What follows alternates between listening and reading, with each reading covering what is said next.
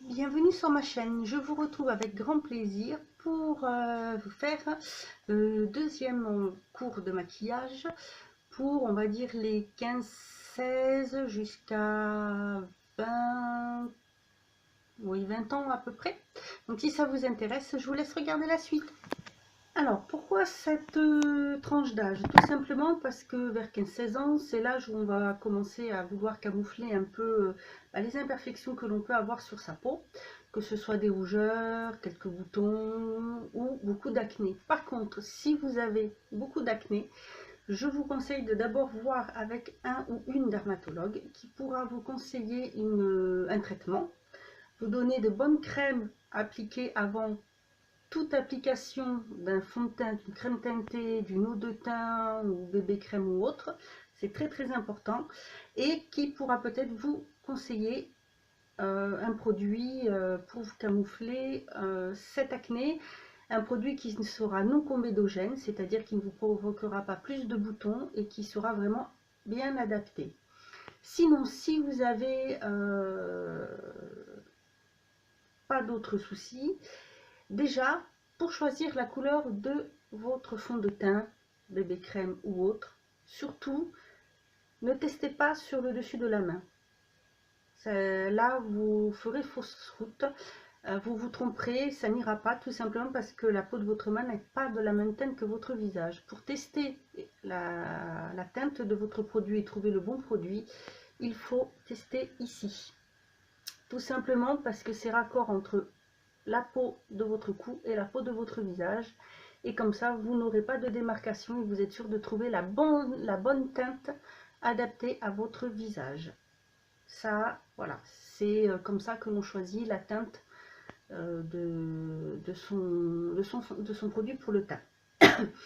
Ensuite, si vous avez tout simplement une peau sans vraiment d'imperfection, que vous voulez avoir un joli teint, je vous conseillerais ce qu'on appelle des eaux de teint. Ce sont des produits entre la crème teintée et le fond de teint. Vous avez les eaux de teint ou bébé crème, qui sont des produits qui vont pas forcément couvrir énormément, mais qui vont quand même donner un joli teint, vous donner bonne mine et pouvoir camoufler quelques, si vous avez juste des toutes petites rougeurs, mais vraiment très légères. Alors, vous avez soit ce type-là, alors moi je vous présente, j'en ai deux. J'ai la Jamais Maybelline, celle-ci, et il y a aussi celle de L'Oréal. Voilà, ce sont donc deux eaux de teint qui sont très bien. Sinon, vous avez les bébés crèmes, donc voilà, qui se présentent en tube comme ceci. À savoir que ce n'est pas fait pour camoufler, hein. C'est vraiment très léger, c'est vraiment pour donner bonne mine, c'est bien pour des peaux qui n'ont vraiment pas trop d'imperfections. Ensuite, si vous avez des rougeurs, je vous conseillerais la CC Crème qui va être un petit peu plus, qui va camoufler un petit peu plus pour les rougeurs. Une qui est très bien, c'est celle-ci, celle de chez Bourjois. Alors, attention, si vous avez une peau mixte à grasse, j'ai remarqué, après avoir vu plusieurs revues, plusieurs d'avis différents sur ce produit, que ce type de peau là, avec cette crème là, ça avait tendance à provoquer des boutons. Mais par contre, si vous avez une peau normale à tendance sèche ou sensible, il n'y a aucun souci, elle est vraiment parfaite. Elle camoufle bien les rougeurs, les petites taches si vous en avez. Elle est très agréable à porter, elle est vraiment très bien. Ensuite, vous avez les fonds de teint. Donc, en fond de teint, vous avez trois... Pardon, si je regarde par moi, c'est pour vous prendre les produits, pas faire de bêtises. Vous avez différentes textures et présentations de fond de teint. Vous avez les fonds de teint qui sont, on va dire, fluides, qui vont se présenter soit... Alors, moi, j'en ai un qui est comme ceci, qui est en flacon pompe. Mais vous avez aussi des fonds de teint qui vont se présenter comme pour la bébé crème en tube. Vous avez les fonds de teint qui sont compacts qui vont se présenter soit, alors j'en ai pas mais je vais vous montrer parce que les packaging se présentent comme ceci, soit dans un packaging comme ça que vous ouvrez, voilà, vous avez avec en général une petite éponge, soit ils se présentent dans en tube un peu, voilà, un peu comme ça, un peu comme un rouge à lèvres. Il suffit de tourner, vous les avez soit en large, soit rond, un peu comme bas des sticks. Voilà, et que vous appliquez comme ça sur la peau, et ensuite vous appliquez avec votre pinceau ou avec des éponges. Ensuite, pour ce qui est de l'application de ces produits, alors bien sûr vous pouvez appliquer tous ces produits à la main. Sachez que quand vous faites avec le doigt, vous avez le risque de ne pas avoir un rendu homogène, c'est-à-dire que vous risquez d'avoir des traces, puisque il n'est pas évident de bien étaler son fond de teint partout comme il faut. Ensuite, vous aurez moins de couvrance. Donc c'est vrai que voilà, on évite d'utiliser ses doigts pour appliquer le fond de teint si on veut quelque chose de joli, d'homogène, de net et qui soit quand même un peu plus couvrant. Ensuite, vous avez ces types de pinceaux pour appliquer les fonds de teint. Voilà.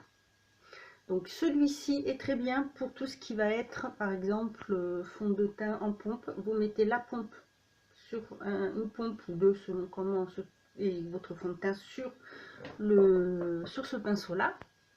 Et ensuite vous appliquez par petites touches, par petits mouvements circulaires pour bien appliquer votre fond de teint, toujours on va dire de l'intérieur du visage vers l'extérieur.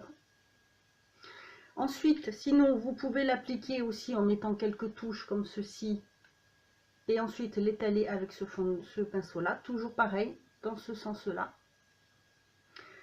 La même chose, ça peut servir pour appliquer toutes les eaux de teint aussi. Et sinon, vous avez, pour avoir, alors avec les pinceaux, vous aurez une couvrance assez bonne. Mais si vous voulez vraiment avoir une meilleure couvrance et pouvoir camoufler un petit peu plus, si vous avez plus de rougeur, plus d'imperfections, ou juste par endroit un petit bouton ou autre, je vous conseillerais ce type d'éponge que vous devez tous connaître, vous savez, type Beauty Blender.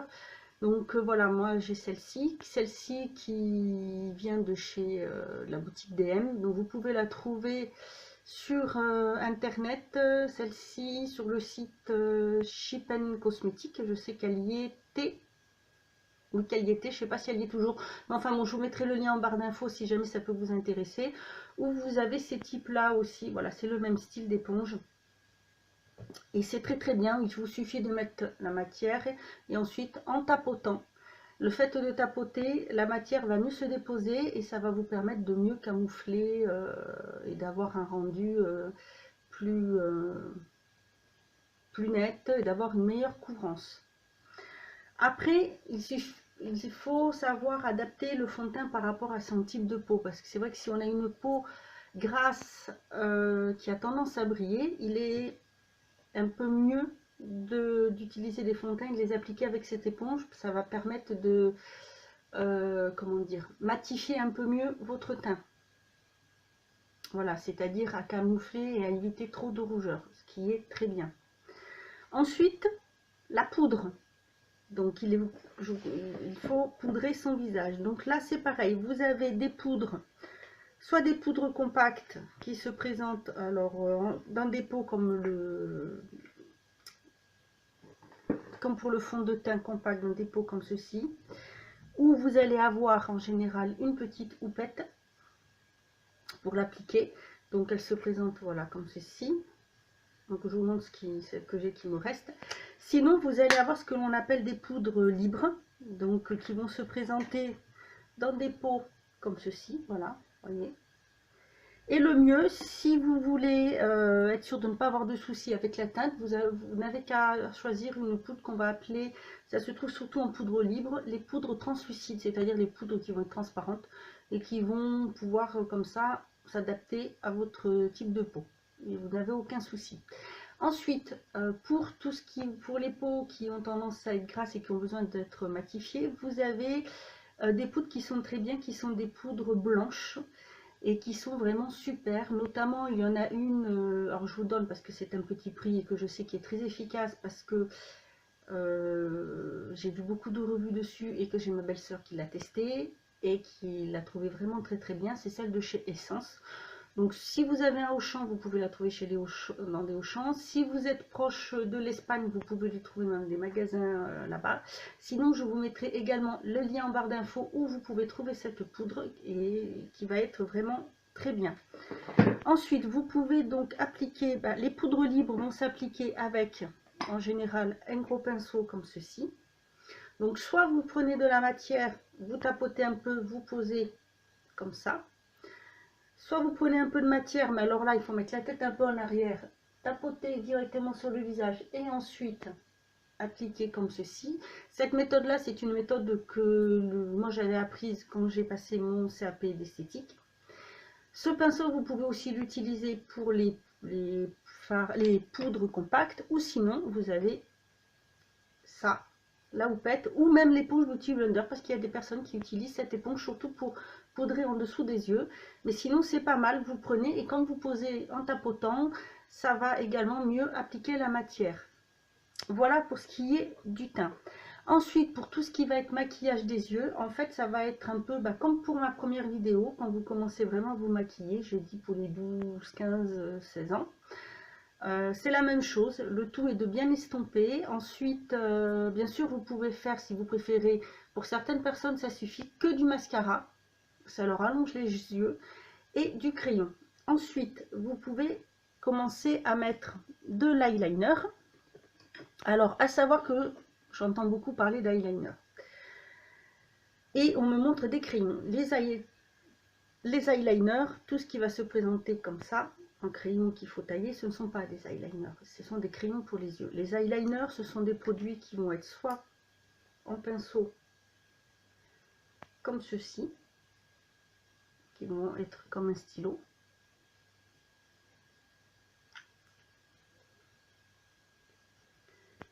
Je crois que celui-ci est pareil, il est plus fluide, je ne sais pas, il faut que je voie.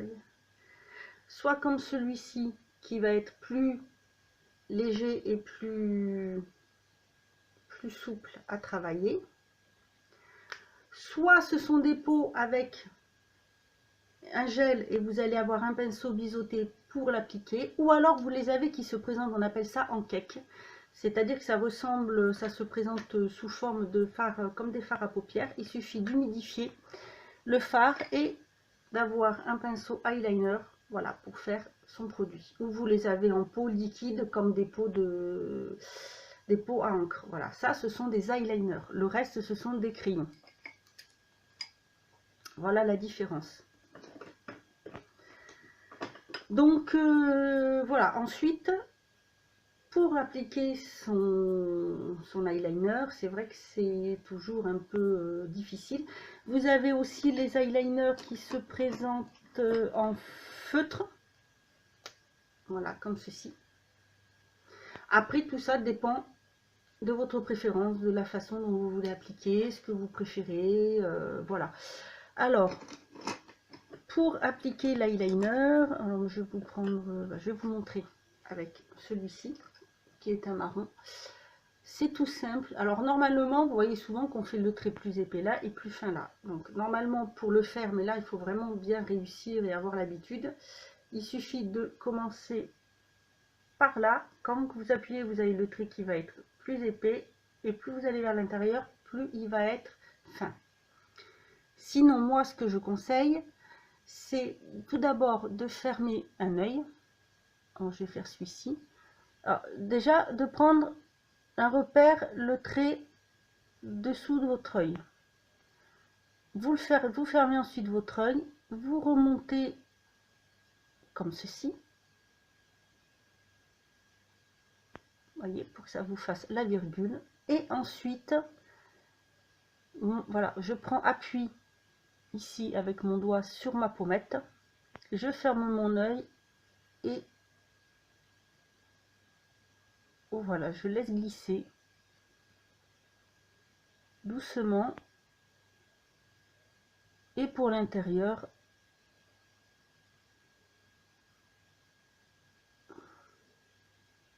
Voilà, alors soit vous pouvez le laisser comme ça, je vous montre un peu plus près, ça fait quelque chose de classique. Si vous voulez le faire un peu plus épais, vous allez tout simplement à ce niveau-là, essayer de faire, alors moi voilà comment je m'y prends, je me tiens pour prendre l'appui toujours ici, un peu plus bas dessous ma pommette, je tiens mon œil et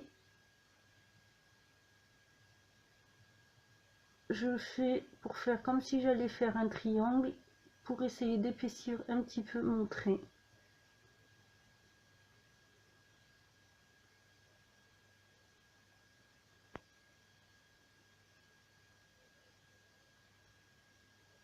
Et voilà. Ensuite, pour le dessous de l'œil, soit vous pouvez faire tout l'œil en entier, sinon, ce qu'on fait souvent, c'est tout simplement le ras de cils et carrément aller à peu près à la moitié. Voilà. Comme ça fait quand même encore quelque chose d'assez discret, d'assez joli, d'assez simple, mais qui reste net et précis. Ou alors, ben, vous pouvez faire ça avec le crayon ou carrément prendre aussi cette fois un eyeliner noir. Dans ces cas-là, je vous conseille, si vous prenez l'eyeliner noir, de faire une paupière toute simple, soit par exemple avec juste un fard qui soit brillant, coloré,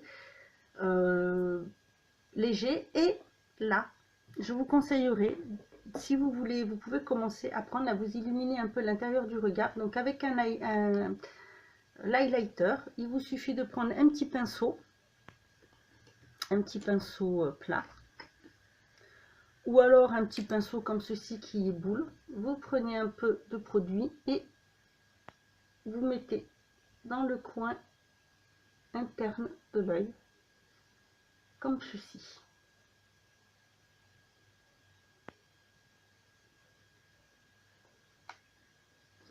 Et voilà, ça vous donne une petite touche de luminosité. C'est tout simple. Voilà, ça vous fait un joli maquillage qui reste toujours quand même bien. Et ensuite, pour le reste, que ce soit pour le blush ou pour les lèvres, c'est pareil, c'est la même chose que pour quand on débute en maquillage, sauf que là, vous pouvez peut-être commencer à mettre des rouges à lèvres, par exemple. Soit des rouges à lèvres, comme là j'ai, c'est un rouge à lèvres un peu...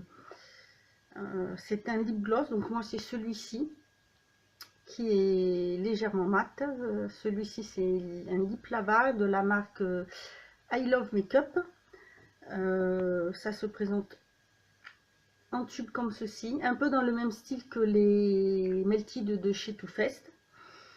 Sinon, vous pouvez commencer à mettre, voilà, vous avez les crayons qui peuvent être comme ceci, les Jumbo. Ou bah, tout simplement, voilà, des rouges à lèvres, voilà, tout simple. Si jamais vous voulez mettre des rouges à lèvres un peu plus foncés, je vous conseillerais de prendre peut-être des mats, mais évitez par exemple les rouges quand même, parce que c'est quand même un peu dur à porter. Mieux vaut attendre d'être un petit peu plus âgé, je dirais, pour porter du rouge, parce que c'est quand même assez difficile à porter. Mais vous voyez, vous pouvez porter ce type de rouge à lèvres ou des marrons par exemple. Voilà, moi celui-ci je l'ai aussi en marron. Ça peut être joli, mais surtout ne faites pas, parce que ça je le vois beaucoup même encore maintenant à la télé, ne faites pas le contour des lèvres avec votre crayon à lèvres et rien dedans. Par exemple un contour des lèvres marron foncé et vous ne mettez pas de rouge à lèvres du tout, c'est vilain, ce n'est plus à la mode, c'est plus actuel et c'est vraiment pas joli du tout. Comme mettre un crayon mettons marron foncé ou noir ou rouge avec quelque chose de rouge à lèvres très clair, c'est franchement c'est pas joli du tout, c'est plus actuel. Ça se faisait ça, ouh, moi j'avais ça, ça se faisait à mon époque quand je devais avoir une quinzaine d'années. Alors vous imaginez, ça se fait plus du tout, c'est vraiment pas joli. Il faut mieux avoir une teinte qui se marie avec votre couleur de rouge à lèvres. Et en ce moment, ce qui est très joli, c'est tout ce qui est rouge à lèvres nude. Et donc là, vous pouvez utiliser peut-être un crayon, une teinte légèrement plus foncée. Comme vous mettez le nude par-dessus, c'est très très joli. J'en profite pour faire un petit cours, pour vous expliquer un peu ce que c'est que le nude, parce que j'entends beaucoup, je vois beaucoup de personnes qui présentent des rouges à lèvres nude. Et en fait, c'est des rouges à lèvres qui sont colorés. Alors, il faut savoir que le nude, ça veut dire, c'est nu, nude, naturel. Ce sont des teintes qui vont être, par exemple, comme ceci, qui vont se rapprocher de votre carnation naturelle. Ça peut être, il y a des nudes qui vont être un peu rosés, mais c'est pareil, ça va se rapprocher plus de la couleur de vos lèvres. On dirait que vous n'avez rien mis. Ça, ce sont des nudes. Parce qu'après, ça des marrons nudes, des rouges nudes, des roses nudes, non, c'est pas nude, c'est pâle. Ou pastel, mais ce n'est pas nude. Le nude, c'est vraiment quelque chose qui se rapproche de la carnation de vos lèvres, de votre peau, qui est très naturelle. Voilà, je voulais juste vous le dire, parce que c'est vrai que j'ai tendance à voir beaucoup de personnes qui présentent des rouges à lèvres et qui disent c'est un rose nude, un beige, un marron nude. Non, non, non. Un nude, c'est vraiment quelque chose de clair.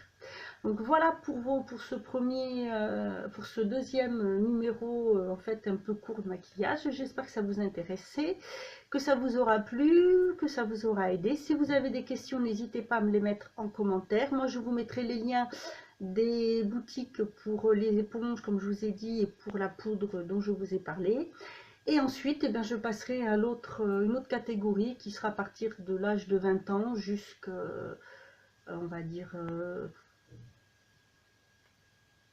on va dire 20, 50 ans, 60 ans, enfin à peu près, puisqu'après ça sera une autre catégorie pour les maquillages quand on a les yeux qui ont tendance soit à être tombants, soit quand on a les yeux, bah oui, qui commencent à être un peu ridés, où là le maquillage se fait d'une toute autre façon, que ça soit pour la peau et pour le visage. Voilà, bah écoutez, j'espère que cela vous aura plu. Moi je vous dis à bientôt pour une autre vidéo, et en attendant, prenez soin de vous.